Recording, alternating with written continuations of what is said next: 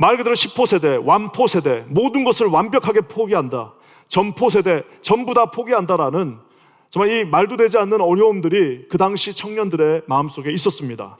일본에서는 이것을 사토리 시대, 그래가지고 그냥 집에 이렇게 누워있죠. 그리고 이것이 더 나아가서 중국에서는 탕핑족이라고 해서요, 한문으로는 탕평입니다. 말 그대로 들어 누울 당자에다가 평평할 평자를 써갖고 당평족이 돼버렸습니다. 그래서 그 당시에 북경에서 그냥 누워있는 청년들이 있는 거예요. 길거리에서 그냥 누워서 아무것도 하지 않는, 모든 것들을 다 포기해버린 청년 시대가 있었습니다.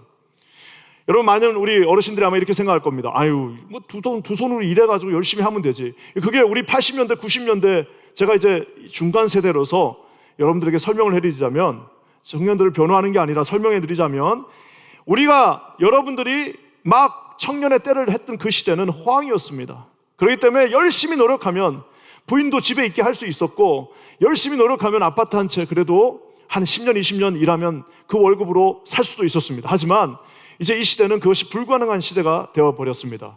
또한 미국도 마찬가지입니다. 처음에 이민 와가지고 어려웠지만 시간당 월급 받으면서 그래도 5년, 10년 열심히 일하면 어느 정도 기반을 잡을 수 있었지만, 지금은 그 진입 장벽이 너무 높아져 버렸습니다.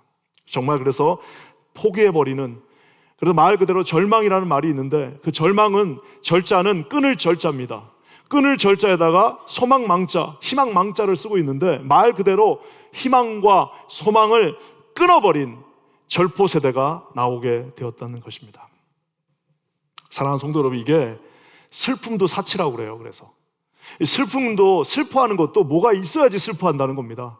이 슬픔도 아무나 하는 게 아니라, 그래도 슬프다는 말은 한번 크게 울고 나면 그래도 한번 소망에 눈을 한번 기지개를 펼 수 있는 거고, 울 수 있다는 것은 그래도 울면서 내가 내일은 기뻐하리라라는 다짐이 있는 건데, 이 너무 슬픈 사람들, 너무 절망에 빠진 사람들은 눈물도 나지 않습니다. 그래서 우리가 홀로코스트를 지나온 그 홀로코스트 생존자들에게 물어보면요, 눈물도 안 나는, 여러분, 눈물도 아무나 흘리는 게 아닙니다. 눈물도 나름대로 뭐가 있어야지 흘리는데, 그 눈물마저 말라버린 세대를 이 절망의 세대라고 말하고 있습니다. 사랑하는 성도 여러분, 인간 자체가 철학적으로, 실존적으로 어차피 절망이기 때문에 인간은 가만히 놔두면 이 절망으로 갈 수밖에 없지만, 우리 삶을, 우리의 인생이, 우리 이민자들의 삶 자체가 우리를 만만하게 놔두질 않습니다. 그래서 우리는 항상 절망에 빠질 위협이 너무나도 많이 있습니다. 어쩌면 지금은 절망이 아니다 할지라도 우리 삶에 절망이 다가올 수도 있는 거고요, 어쩌면 이 절망의 깊은 터널을 이제 막 통과하신 분들도 있을 것이고, 어쩌면 오늘 이 순간에 진정한 절망 가운데 발버둥 치시면서 눈물 흘리시는 분들도 아마 이 자리에 계실 겁니다. 사랑하는 성도 여러분, 오늘 그 가운데 계신 분들이 계시다면 오늘 하나님의 이 말씀을 붙잡으시는 저와 여러분 되시기를 주님의 이름으로 간절히 부탁드립니다. 사랑하는 성도 여러분, 우리의 힘으로는 이 절망, 말 그대로 끊어진 소망 가운데 나갈 수가 없지만, 하나님의 말씀을 붙잡고 절망 가운데서도 반드시 소망을 주시겠다고 말씀하신 주님을 의지하여서 여러분 오늘 하루 반드시 승리하시는 저와 여러분 되시기를 주의 이름으로 간절히 부탁드립니다. 오늘 이 이스라엘 백성들에게, 오늘 이 이스라엘 백성이 부른 이 시편 126편은 정말 말 그대로 완전한 절망 가운데서 다시 일어난 이스라엘 백성들이 성전을 향해서 걸어가면서, 우리 오늘로 치면 예배당을 나오면서 하나님 앞에 드렸던 찬송시입니다. 그러니까 완전한 절망 가운데 있었던 이 백성들이 하나님 앞에 찬송하는 장면이 바로 이 시편 126편 성전을 향해 달려가는 노래입니다. 그렇다면 이들은 어떻게 그 완벽한 절망 가운데서 다시 일어설 수 있었는가? 어떻게 그 완전한 절망 속에서 다시 하나님 앞에 나갈 수 있었는지, 여러분 오늘 저는 이 말씀을 통해서 두 가지로 살펴보기를 원합니다. 공교롭게도 단어가 한 단어씩이에요. 그들에게는 하나님이 꿈을 심어 주셨습니다. 또 한 가지, 하나님은 그들에게 씨를 뿌리게 해 주셨습니다. 우리가 꿈이라고 하면 굉장히 네거티브한 의미로 이 시대에 많은 사람들, 또 특별히 우리 신학자들이 그것들을 받아들입니다. 왜냐하면 하도 어뷰즈 당해서 그래요. 뭐 되지도 않는데 꿈을 꾸라고 그러니까, 얼마나 어뷰즈를 당했으면 꿈 얘기만 나오면 저거 이단 아니야? 저 이상한 사람들 아니야? 라고 말하는 경우들이 있습니다. 하지만 오늘 성경적 의미의 꿈은 전혀 다릅니다. 오늘 우리가 아까도 얘기했지만 이 남유다, 이스라엘은 더 이상 꿈을 꿀 수 없는 민족이 되었습니다. 기원전 586, 587년 정도쯤에 이 남유다가 바벨론이라고 하는 엄청난 나라에 의해서 멸망하게 됩니다. 이 멸망이 한꺼번에 된 것이 아니라 3차에 걸쳐서 멸망하게 되는데요. 그래도 1차와 2차 침략을 했을 때는 그래도 신사적이었습니다. 그래서 1차, 2차 침략을 하고 났을 때는 그래도 성전은 부수지 않고 그래도 왕도 놔두고, 그리고 나서 1차 때는 바벨론에 우리 다니엘을 데려갔고 2차 때는 그냥 에스겔 정도 데려가는 거 정도로 해서 마무리가 되었습니다. 하지만 이 완전히 화가 난 분노에 찬 느부갓네살 왕이 3차를 침공했을 때는 가만히 놔두지 않고 어떻게 했느냐면 예루살렘 성전을 완전히 다 없애버렸습니다.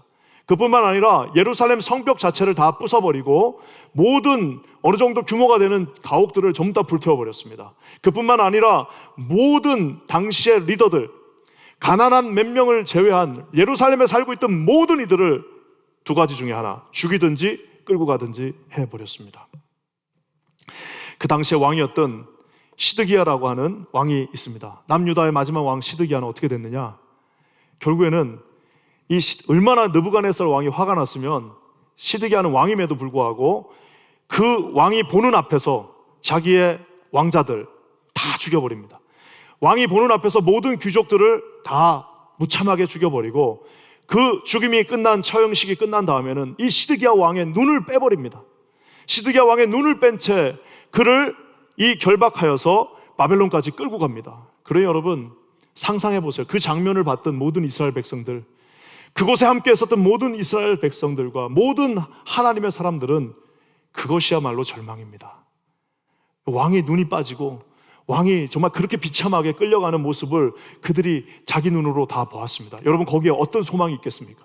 여러분 거기에 어떤 일말의 희망이 그곳에 있겠습니까? 이제 끝난 겁니다. 더 이상 예루살렘 성전은 다시 하나님이 영원히 함께 하시겠다고 약속하셨지만 그 성전은 더 이상 존재하지 않습니다.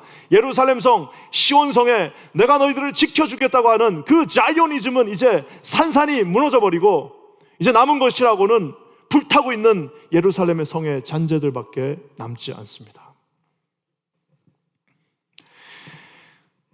아무런 소망이 없습니다. 자, 근데 놀랍게도 참 하나님은 특이하십니다. 놀랍게도 예레미야 선지자를 통하여서 그 당시 즈음에 하나님이 특별한 말씀 하나를 주십니다. 그것은 뭐냐? 예레미야 32장 43절의 말씀입니다. 한번 우리 다 같이 한번 읽어볼까요? 시작.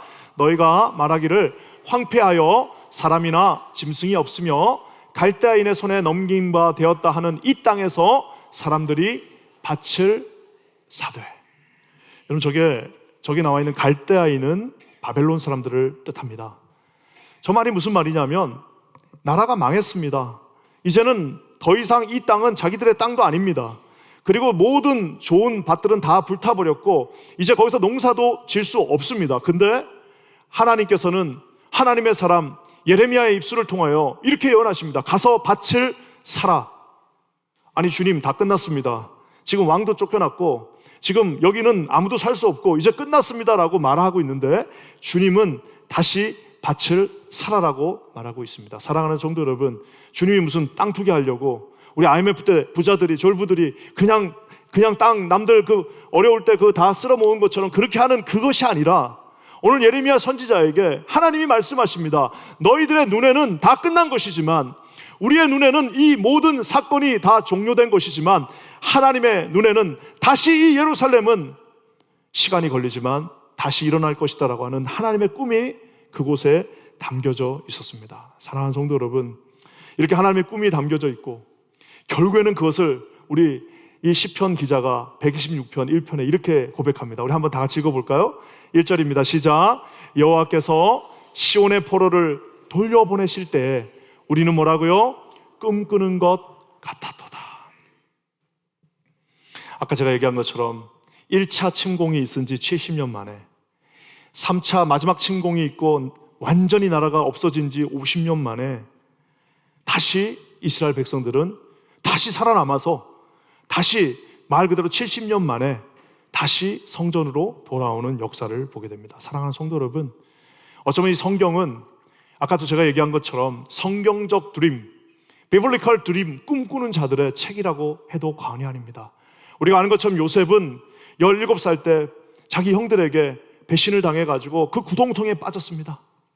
구동통에 빠진 그 어린 소녀는 결국에는 노예가 되고, 그것도 모자라서 강간범이 되어서 결국에는 감옥까지 갇히는 신세가 되어서, 아마 보통 사람들 같았으면 거기서 감옥에서 도저히 화가 나서 그 분을 삭히지 못해서 아마 화병으로 죽었어도 100번은 더 죽었을 텐데, 우리가 잘 아는 것처럼 요셉의 또 다른 별명은 뭐예요?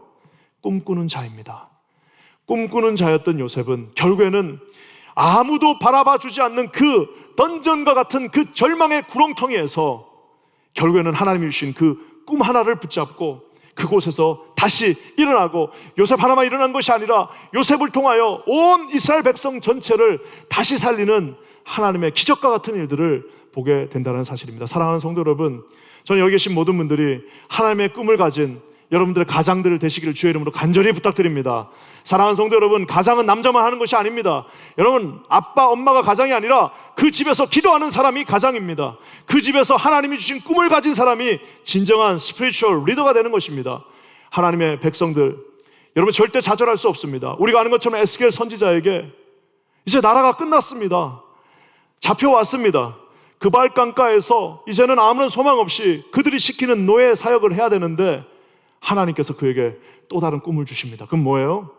세상의 마른 뼈들이, 말라 비틀어진 뼈들이, 살 수 있는 가능성이라고는 1도 없는 그 뼈들이 다시 일어나는 그 환상, 즉 꿈을 보며 다시 그가 외치기 시작합니다. 우리는 돌아갈 수 있다. 사랑하는 백성 여러분, 우리가 비록 여기서 노예 생활하고 있지만 이 그발 강가에서 우리는 끝나지 않습니다. 우리 다시 돌아갈 수 있습니다라고 그 에스겔 선지자가 외칠 때에 여러분 몇 명이나 그 소리를 들었겠습니까? 사랑하는 성도 여러분, 하나님의 백성은 다시 외칠 수 있습니다. 우리가 잘 아는 것처럼 유라굴라 강풍이 일어서 바울이 탔던 배가 침몰하기 시작합니다.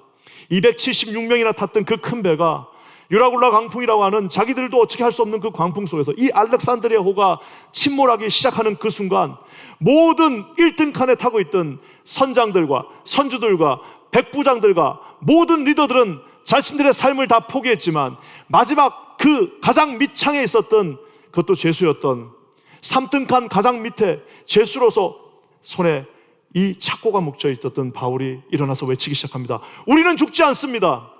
어젯밤에 하나님이 나에게 말씀하셨습니다.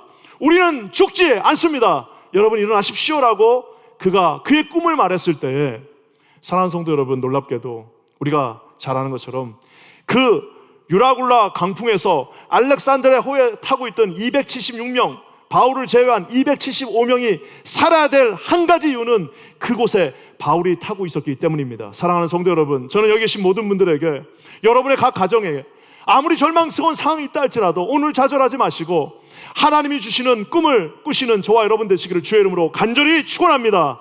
사랑하는 성도 여러분, 아무나 꿈을 꾸는 것이 아닙니다. 여러분, 이 꿈을 꾼다라는 말은 히브리어로 하람이라고 하는 참 아름다운 동사입니다. 그래서 제가 아는 친구 목사님 아들 이름이 하람이라는 이름은, 하람이라는 그 동사는 꿈을 꾼다라는 동사인데, 이 뜻은 또 다른 동사로 강하다, 강하게 되다라는 또 다른 의미가 있습니다. 여러분, 아무나 꿈 꾸는 거 아닙니다. 여러분, 우리는 우리 스스로 강해질 수도 없습니다. 꿈은 아무도 꿀 수도 없고 우리 스스로 강해질 수도 없으면 그러면 누가 꿈을 꾸느냐?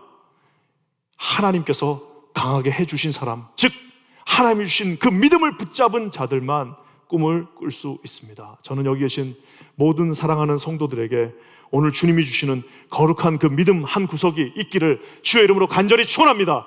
사랑하는 성도 여러분, 만약에 여러분들 오늘 정말 절망적인 상황 가운데 낙심하고 좌절한 분들 계시다면, 여러분 어차피 제 말도 믿지 마시고 여러분 주변에 여러분의 부모의 말도 믿지 마시고 오늘 하나님의 말씀을 붙잡으시기 바랍니다. 주님의 말씀을 붙잡고 버티시면서 승리하시기를 주의 이름으로 간절히 축원합니다.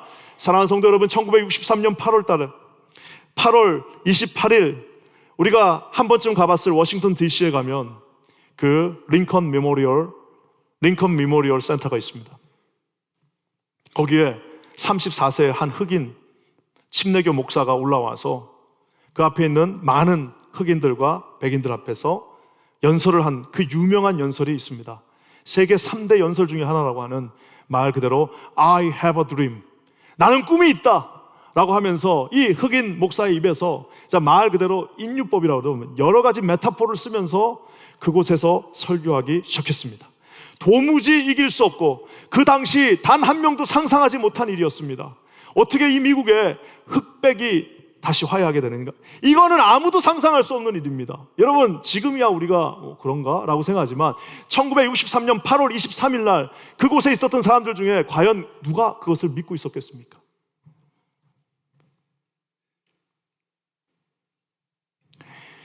이 젊은 목사가 나름대로 수사학을 전공했던 이 사람이 이렇게 말합니다. 연설 도입부에 링컨의 게티스버그 연설을 쫙 인용하면서 백인들의 마음을 싹 사로잡습니다. 그러면서 그 다음에 두 번째 단락에서는 시편 30절의 말씀을 가지고 저녁에 눈물을 흘려도 반드시 아침이면 기쁘리라. 저녁에는 눈물을 흘리지만 아침이 되면 반드시 기쁨이 찾아온다라는 시편 30편의 말씀을 살그머니 그곳에 집어넣습니다. 시편 40편 4절에 모든 골짜기가 다시 메워지고 산과 언덕은 깎아질 것이며 절벽은 하나님께서 평지를 만들고 비탈진 산골짜기는 넓어지리라고 하는 하나님의 이사야 선지자의 예언의 말씀을 살그머니 가져와서 그곳에서 외치기 시작합니다. 마지막 I have a dream, 마지막에 뭐예요? 결국에는 모든 밸리들이, 모든 골짜기들이 다시 하나님 앞에 영광을 돌리게 된다라고 하는 그 유명한 말씀으로, 여러분 이 귀한 연설이 마쳐졌을 때 아까도 제가 얘기했지만 1963년 8월 23일 날 그 자리에 있었던 단 한 명도 그것을 아마 우리 때는 안 될 거다라고 생각했을 겁니다. 여러분 여기 보면은 DC에 가면은 이 메모리얼, 링컨 메모리얼이 있으면 그 앞에 오벨리스크가 있습니다. 그 대각선 거리에 백악관이 있습니다. 그 대각선에 또 다른 젊은 대통령이었던 존 F 케네디가 그 연설을 듣고 있었습니다. 결국 본인 때는 하지 못했습니다. 본인은 결국 암살돼서 하지 못했지만 결국에는 그 시민법은 통과되고 결국에는 이 놀라운 자유는 그가 말했던 것은 free at last, 하나님이 우리에게 다시금 자유를 주실 것이다 라는 마지막 말 Almighty God, 하나님 감사합니다는 Thank you God, Thank you Almighty God은 결국에는 이 한 사람의 꿈과 비전으로 이루어지게 되었다는 사실입니다. 사랑하는 성도 여러분, 우리에게 이런 놀라운 하나님이 주시는 하나님 헤븐리 드림이 우리에게 있기를 주의 이름으로 간절히 부탁드립니다. 사랑하는 성도 여러분, 이 꿈을 꾼다는 것은 그냥 잠만 자는 것을 의미하지 않습니다. 이 꿈이라는 말이 네거티브한 의미를 가지게 된 가장 큰 이유는 야 꿈꾸네 꿈꿔 하는 말은 너 아무것도 하지 말고 잠만 자라는 소리라 같다라고 우리가 느끼기 때문입니다. 오늘 주님은 꿈만 꾸라고 하지 않으셨습니다. 또 한 가지를 우리에게 부탁하십니다. 그것은 뭐냐? 여러분 5절 말씀입니다. 한번 다 같이 읽어볼까요? 시작. 눈물을 흘리며 씨를 뿌리는 자는 기쁨으로 거두리로다. 눈물을 흘린대요. 왜 눈물을 흘리면서 씨를 뿌렸을까요? 여러분 네게브 사막이라고 들어보셨죠? 이스라엘 남쪽에 가면 네게브 사막이 있는데 사막에 그냥 아스팔트라고 보시면 됩니다. 아니 그 아스팔트에다 씨를 뿌리면 그게 납니까? 그래도 주님이 뿌리라고 하는 겁니다. 아스팔트에다가 씨를 뿌리라고 하니까 눈물이 날 수밖에 없죠. 어차피 차라리 이거 먹고 말자, 해바라기 씨 차라리 먹듯이 그냥 차라리 먹고 조금 배부르고 날자라고 하지만 주님은 말씀하십니다. 아스팔트같이 단단하게 굳은 땅이라 하더라도 눈물을 흘리더라도 그 씨를 뿌리라고 오늘 주님 명령하십니다. 사랑하는 성도 여러분, 조금 번외의 이야기지만 제가 이제 유행가를 안 들은 지가 진짜 수십 년이 지났지만 얼마 전에 이 BTS의 형제들이 피땀 눈물이라는 노래가 있습니다. 제가 그 제목을 딱 듣는데요, 이게 참 그 제너레이션을 우리는 눈물만 흘리면 우리는 눈물만 흘려도 성공할 수 있는 제너레이션에 어쩌면 살았습니다. 하지만 이제 이 세대는 눈물만 흘려서는 되지 않으니까 피와 땀과 눈물이 함께 있어야만 그 노래, 이 노래는 흉내도 못 냅니다. 왜냐하면 이게 우리가 부르던 노래가 아니에요. 피땀 눈물 막 이러니까 이거 흉내도 못 내, 흉내도. 근데 아주 중요한 거는 피와 땀과 눈물, 내 몸과 마음과 영혼을 다 갖다가 쓸어 넣어야만 여러분 그 열매를 볼 수 있다라고 말하고 있습니다. 아니나 다를까 이게 데미안이라고 하는 우리 헤르만 헤세의 유명한 소설에서 그 모티브를 가져왔습니다. 거기 보면 유명한 그 대사 하나가 나옵니다. 이 세계는 뭐예요? 이 모든 새들, 우리가 알고 있는 그 새들은 그냥 처음부터 새가 아닙니다. 이 새는 알에서부터 그 알을 깨고 나와야만 되는데 이 알은 세계예요. 그래서 결국에는 어떻게 해야 되냐? 누구라도 새가 이 알에서 나오기 위해서는 그냥 나오는 것이 아니라 투쟁을 통해서, 그 데미안이 그렇게 말합니다. 투쟁을 통해서 다시 태어나고 하는 자는 반드시 그 세계를 깨고 나와야 한다라고 말하고 있는 것을 봅니다. 사랑하는 성도 여러분, 그래서 이 BTS 멤버 중에 한 분이 이거 너무 지저분하다, 피, 땀, 눈물, 제목이 피와 땀과 눈물, 이거 다 분비물이라서 싫다라고 처음에 했답니다. 근데 자기들도 하다 보니까 그게 맞는 거예요. 여러분, 맞습니다. 피와 땀과 눈물은 다 분비물입니다. 우리가 원치 않는 것들입니다. 하지만 피와 땀과 눈물, 이 분비물이 없이는 어떤 일도 하나로 진행되지 않는다는 사실입니다. 사랑하는 성도 여러분, 요셉이 감옥에서 놀았습니까? 요셉이 감옥에서 잠만 잤습니까? 그렇지 않습니다. 요셉은 감옥에서 발버둥 치면서 하나님 앞에 부르짖고, 하나님 앞에 나갈 때 그 애굽에 그 똑똑한 사람들, 그 애굽에 그 많은 석박사들이 있었지만 결국 하나님께서 애굽 전체를 살릴 수 있는 단 한 명의 사람은, 여러분, 그 감옥에서 정규교육이라고는 1도 받지 않았지만 하나님의 꿈을 가지고 꿈꾸는 자가 온 것이 아니라 꿈꾸는 자가 하나님 앞에 나갈 때 피와 땀과 눈물이 여러분 그 꿈을 이루게 했다는 사실을 기억하시는 저와 여러분 되시기를 주의 이름으로 간절히 축원합니다.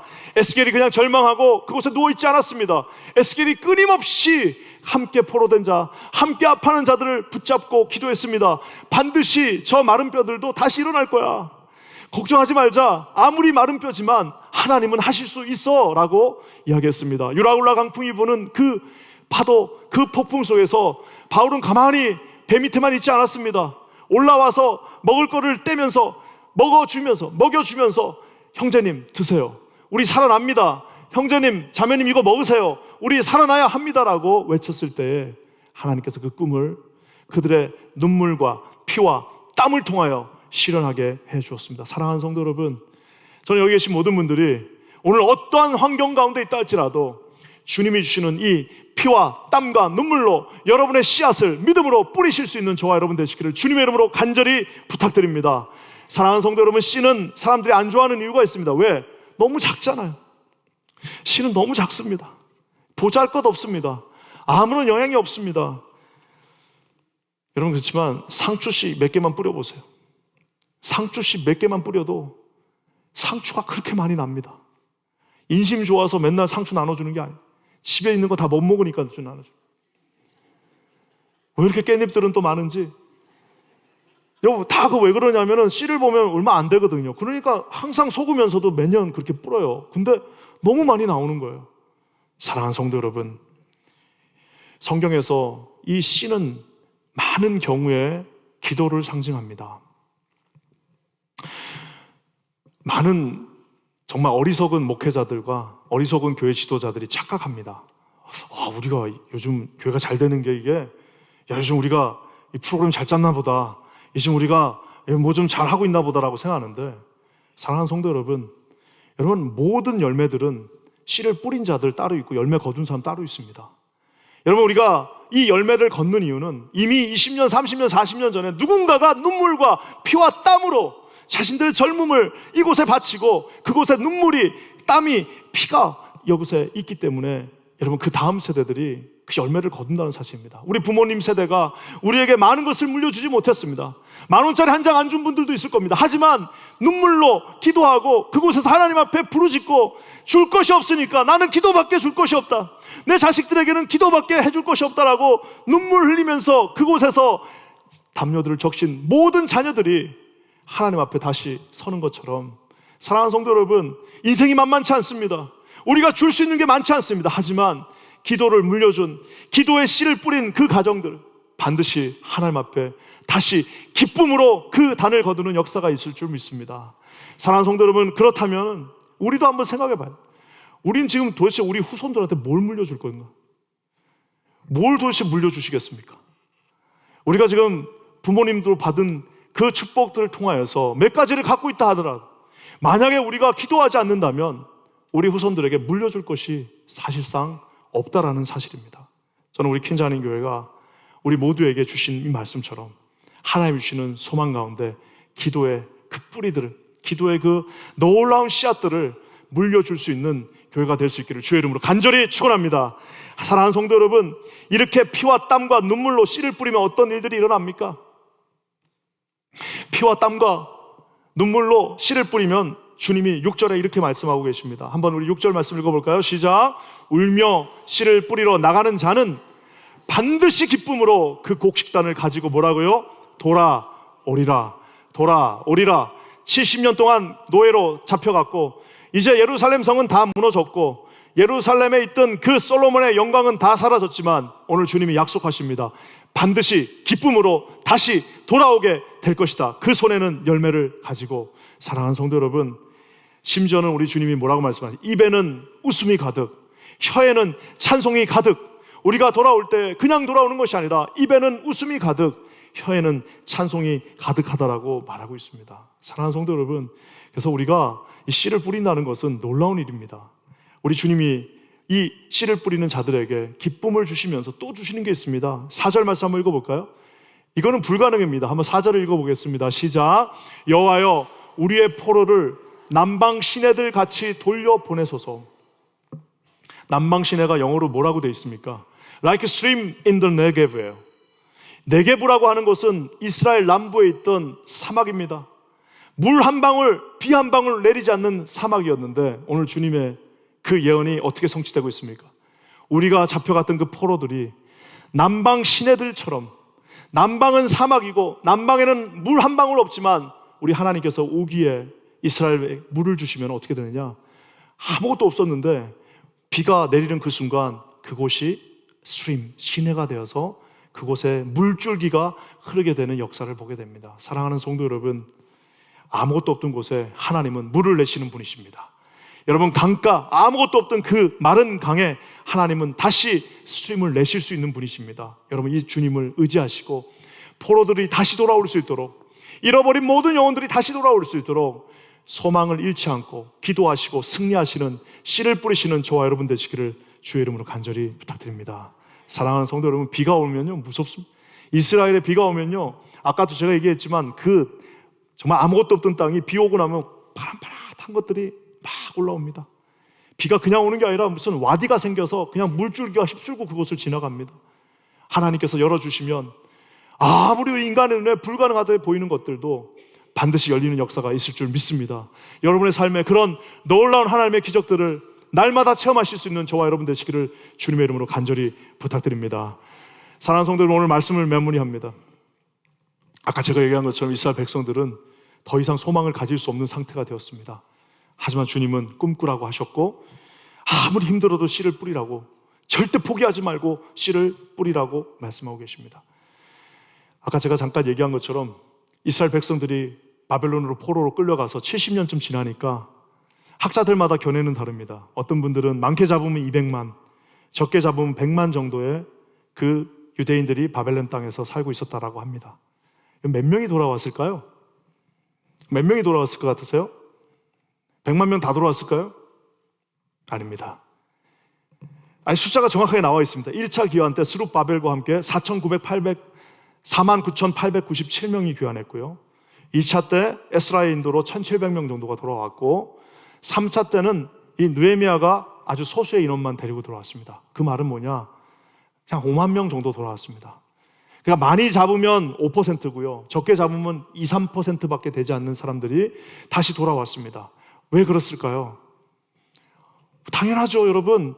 초가집 있던 집에서 6.25 전쟁 직후에 미국에 애들 데리고 왔어요. 미국에 와서 이제 70년 동안 열심히 일해가지고 자식 낳고 그 자식이, 나는 못했지만 그 자식은 좋은 또 공무원 돼가지고 미국에 좋은 직장 잡았고 손주까지 낳았어요.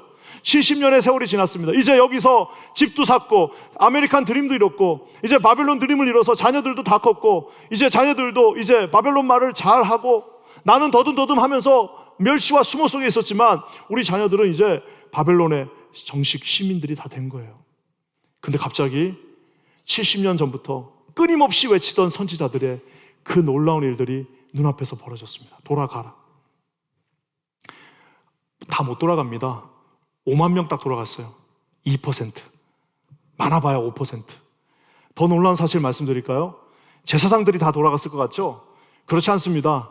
돌아간 사람들 리스트가 다 나옵니다. 여러분, 제사장들 중에서도 안 돌아간 사람들 많습니다. 주의 종들도 여러분 먹고 살기 좋아지면 안 돌아갑니다. 사랑하는 성도 여러분, 무슨 제사장이라고 해서 레위인이라고 해서 다 돌아간 게 아니라 심지어 여기에는 노비들도 있습니다. 노비들 중에서도 하나님의 그 마음을 가진 자들, 다시 내가 성전을 재건하겠다라는 그 하나님의 비전을 70년이 지난 그 시간에도 끊임없이 붙잡고 있었던, 피와 땀과 눈물로 기도했던 사람들은 돌아갈 수 있지만, 그냥 다 놓고 아유 여기가 좋으니까 난 여기에 주저앉아야겠다라고 한 사람들은 돌아갈 수 없습니다. 사랑하는 성도 여러분, 하나님께서 우리에게 꿈과 씨앗을 주셨습니다. 저는 여기 계신 모든 분들이 주님 안에서 믿음을 가지고 다시 무너진 이 솔로몬 성전을 지을 수 있는 저와 여러분 되시기를 주의 이름으로 간절히 부탁드립니다. 사랑하는 성도 여러분, 우리 가정이, 우리 삶이 어렵다 할지라도 절대로 포기하지 마십시오. 절대로 낙심하지 마십시오. 반드시 하나님은 붙잡으시고 눈물로 씨를 오늘도 뿌리시기 바랍니다. 여러분, 그곳에 하나님의 영광이 함께 하십니다. 사랑하는 성도 여러분, 어제 맞아요, 우리 강 목사님이 말씀해 주신 것처럼 어제 제가 가발을 좀 썼습니다. 저는 어제 머리 많은 분들의 그 고충을 어제 알았습니다. 얼마나 감사한지, 머리가 없는 게 세상에 그 더운 날 그리고 왜 이렇게 머리가 무거워요? 머리숱 많은 분들 힘드시겠다. 하나님 감사합니다. 제가 그렇게 기도했는데요, 어제가 참 즐거운 하루였습니다. 아까 우리 목사님 말씀하신 것처럼 통계를 내보니 이제 컴퓨터로 통계 내니까 정확합니다. 1333명이 이 성전을 밟았습니다. 그 중에 놀랍게도 우리 성도들은 446명, 200명 정도 발렌티어 빼고 446명 정도가 왔고, 실상 887명의 우리 교인 아닌 분들이 왔습니다. 그 중에 놀라운 사실은 275명은 예수님을 믿지 않는 분들입니다. 그러니까 275명은 예수님하고 상관이 없는 분들입니다. 근데 이번에 우리가 놀랍게도 누가 지혜를 내서 이제 우리가 등록을 할 때 음식을 다 무료로 주니까 등록을 할 때 저 바깥에서 등록을 하지 말고 저쪽에서 들어와서 이 성전을 한번 훑고 나가게 하자, 그렇게 얘기했습니다. 그러니까 또 이제 반대 의견도 있습니다. 이거 청소는 누가 하냐? 아니, 청소가 힘들어도 일단은 우리 예수님 안 믿는 사람들이 이 성전을 한번 밟고 지나가게 하자. 그랬더니 정말 한 명도 빠짐없이 여기를 성전을 밟고 275명이 이곳을 지나갔습니다. 사랑하는 성도 여러분, 진짜 그 생각이 났습니다. 5년 전에 우리가 처음 이 행사를 할 때 이 발렌티어들이 없어가지고 다 끝나고 났는데 거의 12시가 다 돼서 정리가 다 끝났습니다. 어제는 발렌티어들이 너무 많으니까 그냥 후두둑 다 끝나버렸어요. 정말 감사한 것은 우리가 사실상 저기 바울관을 지은 목적은 우리 2세들을 위해서 지었습니다. 여러분, 그렇잖아요. 우리가 그 짓고 나서 얼마나 감격적이었습니까? 그거를 짓고 나서 좀 말 그대로 무슨 건축원금을 우리가 몇 년씩 한 것도 아니고 그 하루에 다 끝나버렸습니다. 얼마나 우리가 다음 세대에 대한 마음이 있었으면 건축원금이 그냥 한 번에 끝나버렸습니다. 그래서 저 건물을 지었고 저기에 우리 자녀들이 있기를 바랬습니다. 어제 참 감사한 거는 저 2층에서 우리 어르신들이, 기도팀들이 저 아래를 내다보면서 끊임없이 그 시간 내내 기도하는 시간을 가졌습니다. 어떤 권사님이 오셔서 목사님, 저는 이거 도울 수 있는 힘도 없고 아무것도 못 해가지고 그냥 기도하러 왔어요. 여러분, 그것이 중요한 겁니다. 우리 장로님들 여러분이 오셔가지고 무슨 헌병대도 아닌데 그 기차가 지나가는 그 땡볕에서 끝까지 그 모든 정리들을 다 해주셨습니다.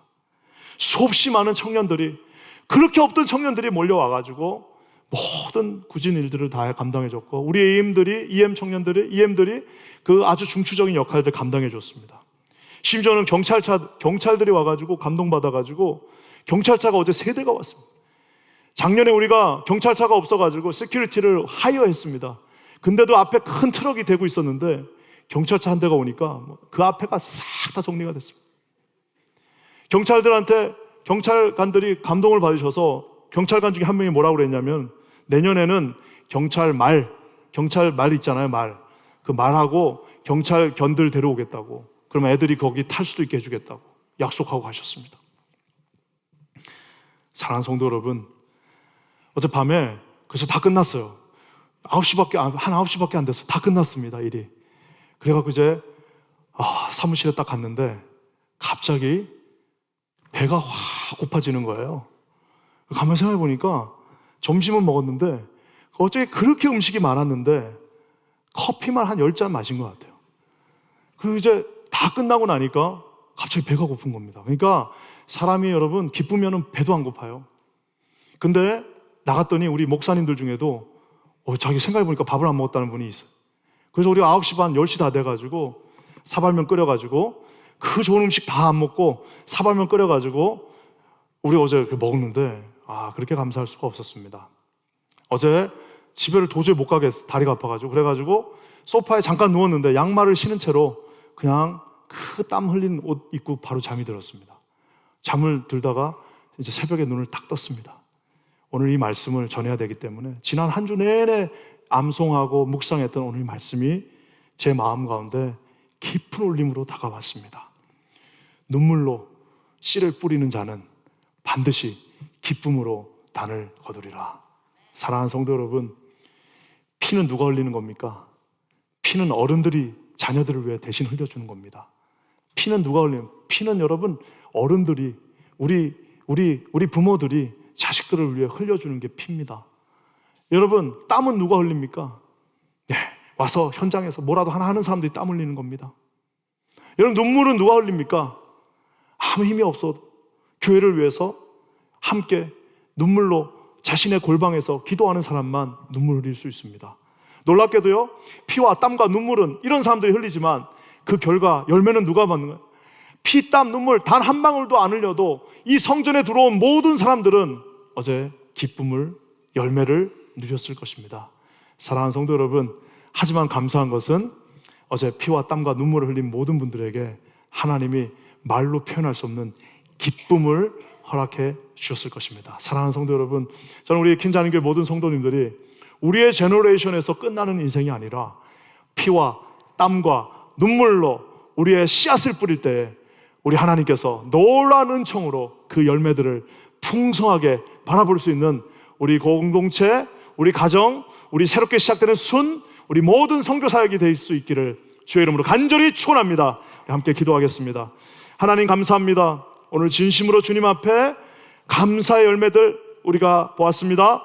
피와 땀과 눈물로 하나님 앞에 헌신하며 기도하게 하시고 우리 어른들이 우리 부모 세대가 우리 다음 세대를 위하여 피를 흘리는 교회가 되게 하여 주시옵소서. 눈물 흘리는 교회가 되게 하여 주시옵소서. 땀 흘리는 주님의 공동체 되게 하여 주시옵소서. 그거 놀라운 일을 이루실 주를 찬송하며 예수님의 이름으로 간절히 기도합니다.